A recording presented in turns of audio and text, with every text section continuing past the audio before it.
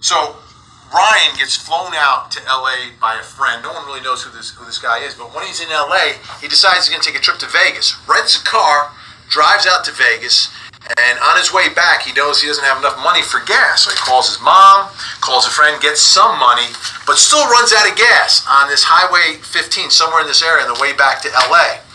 So he's on the side of the road looking for help. California Highway Patrol finds him, picks him up, then they go looking for his car, and they can't find it. Why are they having trouble and difficulty locating his car if you're here in the middle of nothing? Yeah, that's an interesting question, Vinny. So what we have here, this is Baker. There's nothing here. There's not much. As you can see, this is desolate desert area. This over here is Interstate 15. And ultimately, his vehicle is located, but it's located 3 miles northwest of the Holoran Springs exit, which is a little bit off of our map over here. But what they do find is the California Highway Patrol actually finds Ryan walking along Interstate 15. The patrolman picks him up and spends some time with him going up and down this area looking for his vehicle. Never finds it. Why? Because ultimately it is found 3 miles northwest. The only conclusion that I can form is that they just never went far enough south. Didn't go far enough to track it. Now ultimately, the patrolman drops him off at this ARCO station. Again, off of Interstate 15 in Baker. The ARCO station is right here. And then we later know where his remains are found, and we'll get to that. So he's at the ARCO station. I'm looking at it here. And, I mean, again, there's not a lot of things. This guy is 6'4", and suddenly is at the ARCO station and is gone, disappears, because he calls his friend from the ARCO station to pick him up. But he's got to drive from LA, so it takes a few hours to get out there. Gets out there, no one knows where he is. How does someone just disappear in an area like this where you have so few places to go? I don't know, and the curious thing about this is that there's nowhere to hide, there's nowhere to even seek shade other than some kind of man-made structure. And to give you an indication as to how hostile this environment is, they've actually got the world's tallest thermometer right here. That gives you an indication.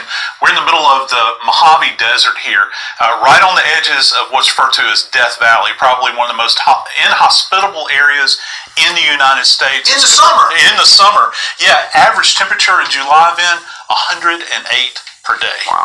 All right, so he somehow disappears, and to me that's part of the mystery here is why would he even leave the ARCO station? Maybe he'll go somewhere to get something to eat, but why would you wander anywhere? Because let's get to what you're talking about, Charles, which is where his body is found somewhere off of this road. It's Silver Lane. Here's the actual road, but it's up here. It's about 1.5 miles from the ARCO station and the AM PM convenience store, and he's found 200 feet? 200 yards, I believe. 200 yards off of Silver Lane. He's found by a couple of guys that are going on a hike, and ultimately that's where the remains are found. So you can see the distance from this ARCO station. And again, it's a cold case. It is, however, still an open case with the San Bernardino Sheriff's Office. Here's the terrain, okay? This is the terrain of what is off of Silver Lane. Why would anyone go there? I don't know. It's by himself. Yeah, it's like a moonscape, isn't it? There's literally, you see real low-growth scrub vegetation there. You don't see any trees standing out.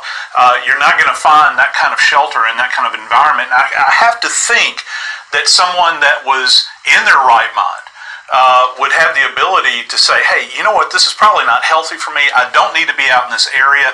And then we can only speculate at that point. What was he thinking? Why would any right-thinking person just wander out into this area where they're going to succumb to this environment? And again, obviously we are purely speculating. Open case, we don't have a whole lot of information, right? The authorities aren't sharing statements with us. They're not sharing a lot of statements, no. That's correct. But one thought is, maybe he gets a ride here at the ARCO station. Maybe somebody picks him up. Maybe somebody else is going to help him locate his vehicle. But maybe he's in an altered state. We know from the autopsy there's a possibility there, and I know we'll get into that. But perhaps he gets a ride, somebody takes him along, and maybe he starts acting in a bizarre fashion, and they just dump them off right here on Silver Lane or nearby.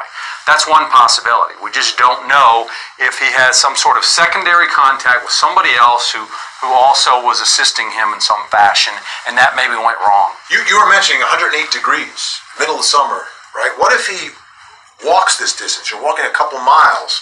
I mean, is that hot enough? Are those conditions brutal enough that somehow you can become disoriented just by walking a couple of miles? Yeah, absolutely. And one of the things that's going to set in if you're not properly hydrated is dehydration.